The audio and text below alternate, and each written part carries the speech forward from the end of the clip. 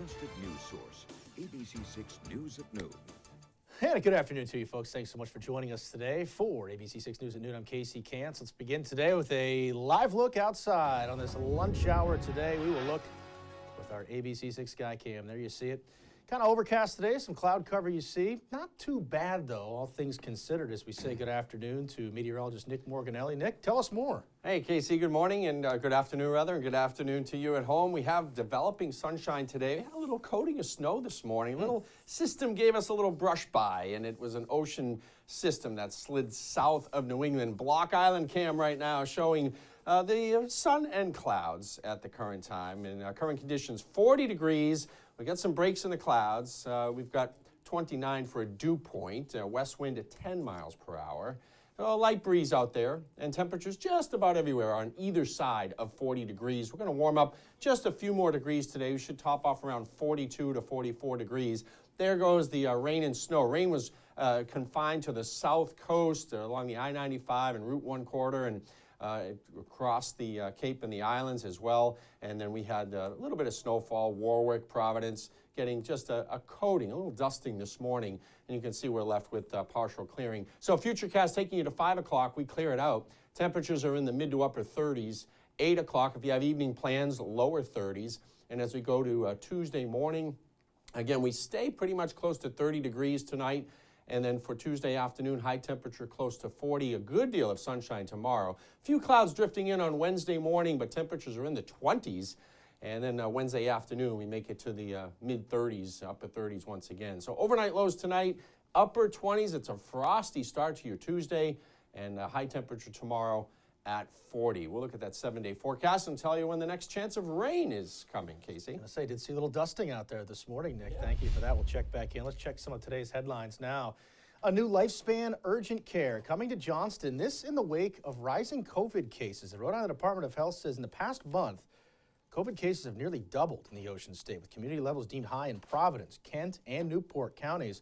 A doctor with Lifespan says while there is that uptick in COVID cases they're seeing right now, this year, though, the main issue has been flu and RSV. This new urgent care will be able to support more patients with minor emergencies, also x-rays, lab work, also COVID and flu tests. I think with the pandemic hitting so hard, a lot of places have actually closed or diminished their hours. So it's been a huge need in the whole entire state of Rhode Island for more urgent care centers to come in and help out.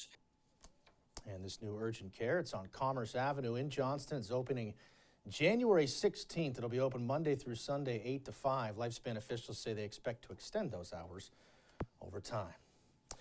More police on site at Cranston High School West. A letter to parents stating a school member reported a threat over the weekend. They immediately launched an investigation. The district saying police are still looking into who sent the threat and its credibility. An ABC6 News update today out of Cohasset, where Brian Walsh, the husband of missing 39-year-old Anna Walsh, has been arrested for allegedly misleading a police investigation. Anna's been missing since early morning on New Year's Day when she left home to get into a ride share to board a flight to Washington, D.C. However, she never got on that flight, and she was not reported missing until Wednesday by her husband. Investigators were back at the Cohasset home Sunday, continue to investigate Anna's disappearance. Brian is set to be arraigned in Quincy District Court today. An ABC6 News follow-up now. Providence police investigating after a car was shot at last night with the driver inside. This was on the corner of March and Suffolk Streets just before 8 o'clock. Police say it all started as an attempted armed robbery. Police confirming to us nobody was hurt in this shooting. No suspects have been arrested as of last check. Our crews did see officers gathering additional evidence and interviewing witnesses about 100 feet away from where that car stopped. 3 people, including an infant, taken to the hospital after a crash in Providence Saturday night. Police arresting a man who they say fled the scene after driving through a light at high speed, hitting 2 other cars at the light. This happened at the corner of Douglas Avenue and Chad Brown Street just before 8 o'clock Saturday night. We're all still waiting for an update from police on the extent of the injuries here. The North Kingstown School Committee will discuss the resignation of the interim superintendent at a meeting tonight. Judy Paolucci resigned last week. In a statement to ABC6 News, Paolucci blamed the school committee, saying the members didn't create the right conditions for her success. Her last day will be February 1st. The school committee needs to find a replacement soon. New Johnston Mayor Joseph Polisena Jr. will be sworn into office tonight. The inauguration will be a historic one, too, as Polisena's father, Joseph, will swear his son into office after serving as mayor for 16 years. Tonight's inauguration ceremony at Johnston High School will also include the swearing in of other town council and school committee members. Funeral services for Stoughton police officer Christopher Davis scheduled for today. A wake for the officer who died at 42 was held at St. James Catholic Church Sunday. Officer Davis was a 17-year veteran of the force. He died off duty on December 31st. Today's services got underway this morning at St. James Catholic Church. Two suspects in a home invasion due back in Cranston Court today. 20-year-old Davon Silva of Pawtucket and 19-year-old Miguel Veras Martes of Providence, both facing charges of possession of a stolen motor vehicle, conspiracy, and obstruction of an officer in execution of duty, and resisting arrest. These are both pre-arraignment conferences. Two Catholic parishes in Newport County, Rhode Island are merging. Bishop Thomas Tobin approving a merger of St. Madeleine Sophie Parish in Tiverton into St. Catherine of Siena Parish in Little Compton. It'll be effective January 24th. The parishes just 5 miles apart and have shared a pastor since 2000. The pastor telling parishioners about the change at Masses this weekend. Turning now to political news this afternoon, no shortage of drama on the floor of the House of Representatives Friday night as Republican leader Kevin McCarthy was finally elected Speaker of the House on a 15th ballot. It's been more than 160 years since we've seen such a drawn-out battle for votes. Massachusetts Congressman Jake Auchincloss was on the floor and even witnessed that now viral moment when Congressman Mike Rogers of Alabama lunged at fellow Republican Matt Gaetz. I was across the aisle from it. You know, it was January 6th that this happened, 2 years to the day, the last time I saw violence on the House floor. And again, the House GOP does not seem to have learned its lesson. And the drawn-out vote for Speaker also delayed the swearing in of the 118th Congress, including for freshman Representative Seth Magaziner of Rhode Island. There were a lot of sleepy kids on the House floor those first couple of nights. I think they then got sent home as it became clear we were in there for the full week. But Rhode Islanders should feel really good about the job that Representative Magaziner is already doing for them. He and I talked a huge amount on the House floor during these interminable votes, and he's put together a terrific staff around him. He is hitting the ground running on casework and constituent services. He's got a real clear idea of what he wants to accomplish and what his district's values and priorities are. And Auchincloss says he hopes to work in a bipartisan way now that Congress can get down to business on issues like climate, health care, and housing and energy costs. Going to check some world headlines today, too. Rhode Island Senator Jack Reed was in Ukraine to meet with President Zelensky Friday. Zelensky telling Reed and Senator Angus King of Maine he appreciated the support Ukraine has received from Congress, President Biden, and the American people. He praised the $45 billion aid package for Ukraine approved by Congress at the end of last year. We have much more still to come today on ABC6 News at noon, including this. The Patriots, well, they'll be watching the playoffs from home this year as they followed the Bills in Orchard Park yesterday, but it was much more than just football yesterday. Love for Damar Hamlin all across the league yesterday. It was amazing to see. We'll check in on his recovery and have some reaction, too. And later, Woonsocket firefighters probably didn't have this one on their to-do list when they showed up to work last week, while a local family is saying thank you for rescuing a Christmas gift.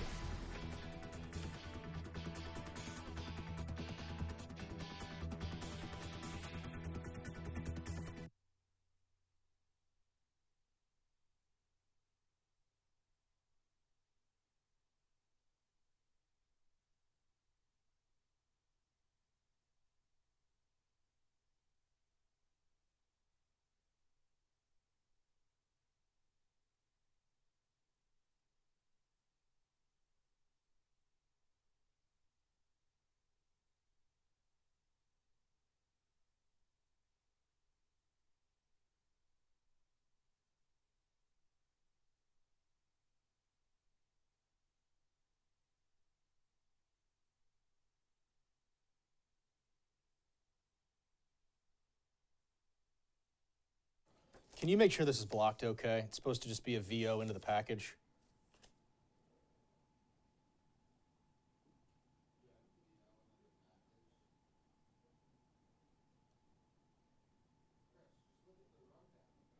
It looks like it goes VO into. It looks like I didn't float the on cam.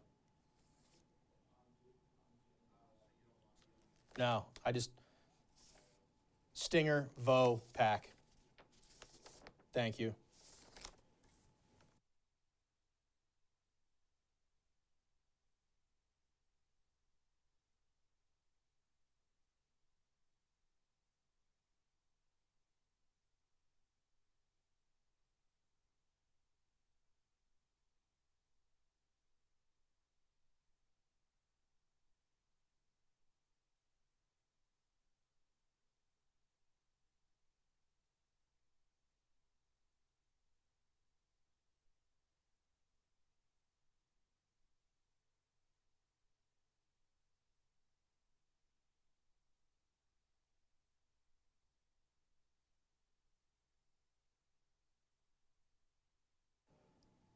Well, we haven't said this much in the Bill Belichick area. The Patriots will be watching the playoffs from home this year. They fell to the Bills yesterday, but it was more than just football. If you've been following the past week, a week ago, the game of football put on hold when safety Damar Hamlin went into cardiac arrest from a tackle.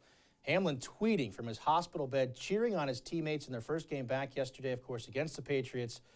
The Bills honoring the first responders who saved his life. ABC's Morgan Norwood with more now from New York. With an emotionally charged stadium roaring with cheers, the Buffalo Bills making a triumphant return to the gridiron for the first time since Damar Hamlin's near-fatal mid-game cardiac arrest. The game dedicated to Damar, with players and fans donning his number 3. At midfield, a tribute honoring the first responders who saved Hamlin's life. And then, the opening kickoff return. This is storybook, an opening kickoff return for Damar Hamlin. Damar Hamlin watching the game from his hospital room, posting this photo with his parents, holding up that signature heart with his hands. And he wasn't the only one. Bills tight end Dawson Knox scoring. Touchdown to Dawson Knox. Holding up that heart, saying to the camera, "I love you, Damar." And Hamlin answering back on Twitter, saying, "I love you too," as the Bills beat the Patriots 35-23. It was a big game. Glad we did it for number 3. All across the league, love for Damar with players wearing the phrase on their shirts. Every player from the Titans-Jaguars game meeting at the 50-yard line to pray. Did we win was the first question Damar Hamlin had when he opened his eyes for the first time in the hospital. His team answered for him on Sunday, securing a trip to the playoffs. It was spiritual. It really was. Bone chilling. Like, it was special. And doctors say Hamlin has been making a remarkable recovery. He's still in critical condition, but off of a breathing tube and showing excellent cognitive function. I'm Morgan Norwood, ABC News, New York. That's such good news. Got chills yesterday as the Bills returned the opening kick. Unbelievable scene in Buffalo yesterday. Next college football national champ will be crowned tonight, or maybe it'll stay the same. The defending champ, number 1 ranked Georgia Bulldogs, will take on 3rd ranked TCU. The 13-1 Horned Frogs, an unlikely run, you could say, to tonight's title game. Will certainly have their hands full. Kickoff from SoFi Stadium in Inglewood, California, set for just after 7:30. Much more still to come this afternoon on ABC6 News at noon. We're going to check back in with meteorologist Nick Morganelli. Got a full look at your forecast for today, and that's 7 day as well, coming up.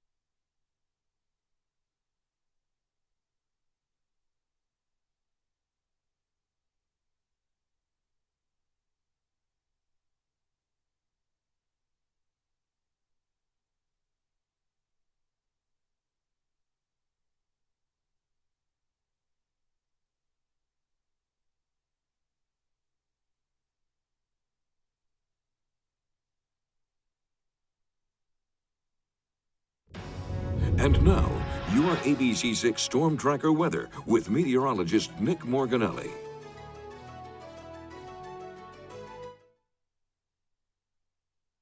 we go. We got Mount Washington temperature, but the camera just shut off on top of Mount Washington. It was going to take you to the top of New England where it's 18 degrees and it feels like 2 below zero right now. And the wind is at 31 miles per hour sustained. Let's look at temperatures here across Rhode Island. We've got 40 in Providence, upper 30s, Newport and Smithfield at 37 and 39 respectively. And temperatures will rise just another few degrees for today. Our weather headlines: above normal temperature continues, especially in the afternoons. The mornings will be pretty average. Next storm Thursday, Friday with some rain again. That'll be Thursday night into Friday. And so it's a wet day Friday to end the work week, and the next dry day. We got dry days this coming weekend, in fact. Let's look at the radar and satellite picture, and you can see that it's a mostly clear sky just to the north and west of us. So we've got a few clouds to scour out this afternoon, but we're generally going to see the sky clear. You see that ocean system gave us the brush by this morning. Some areas getting just a dusting of snow. That's moving away. And look at all the clear sky all the way through the Midwest and into the high plains. So we don't have any inclement weather. There's a big area of high pressure off to the west of us, anchored over West Virginia right now, and that's going to be sliding northeastward. Here's tomorrow morning. We start off with a frosty morning here, a little light wind and high pressure building in during the day Tuesday, so the winds will go even lighter. Here's 5 o'clock. We continue with a mostly clear sky. A few ocean clouds will come in from that wind out of the east.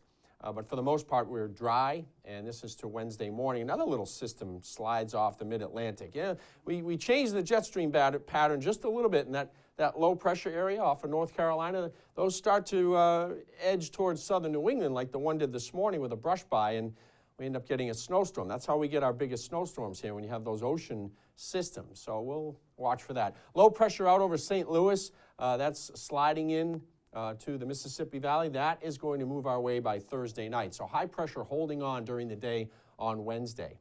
Tonight, 28. It's a frosty night tonight. Light wind, and it's a clear sky. For your forecast for tomorrow, 44. Definitely need the sunglasses. A northwest wind, 6 to 10. We'll throw in a few clouds tomorrow, but generally it's a sunny day, and we're looking at sun and clouds on Wednesday. Another pleasant day, temperatures in the upper 30s. We climb to the mid-40s Thursday, lower 50s Friday, but the rain comes in. A few leftover showers on Saturday at 44, and we dry it out for Sunday. So it's looking pretty mild here, Casey, on the 7-day forecast. We'll take it. All right, Nick, thank you for that. We'll check back in with you in just a little bit. We have much more still to come today on ABC6 News at noon, including in Woonsocket, the story of how those firefighters made some new friends in the neighborhood, helping save a favorite Christmas gift.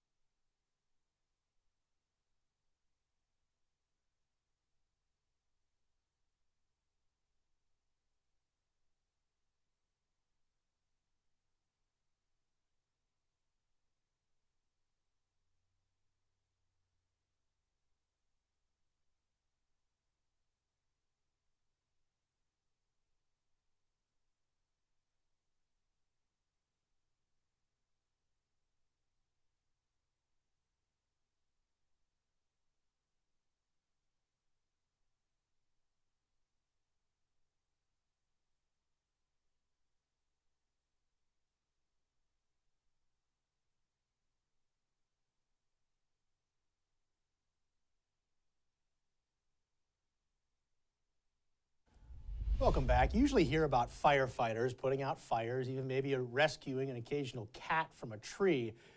But how about a drone from a gutter? Dominique Turner today explains this crazy call.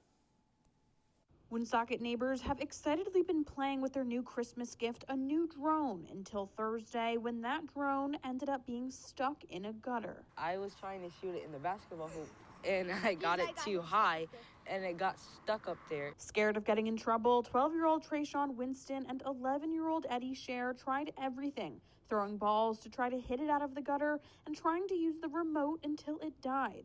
After hearing what had happened, Mother Lindsay Meggs tried to see what she could do to save the Christmas gift. I called a bunch of my friends to figure out if anyone had a ladder long enough. No one did, and the next option I could think of was possibly the fire department.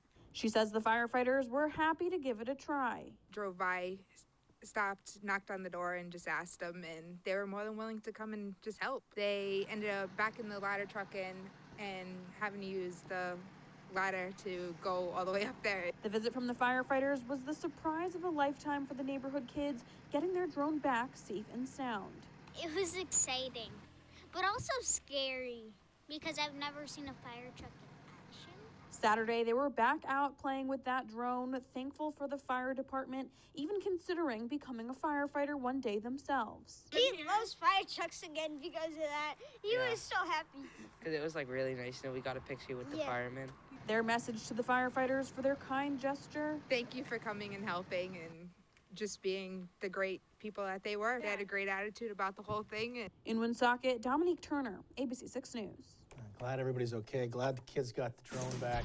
I'm sure Mom's glad because it was such an expensive gift. So everybody happy there in Woonsocket. Nick's coming back with a final check of the forecast on this Monday afternoon. Stay close.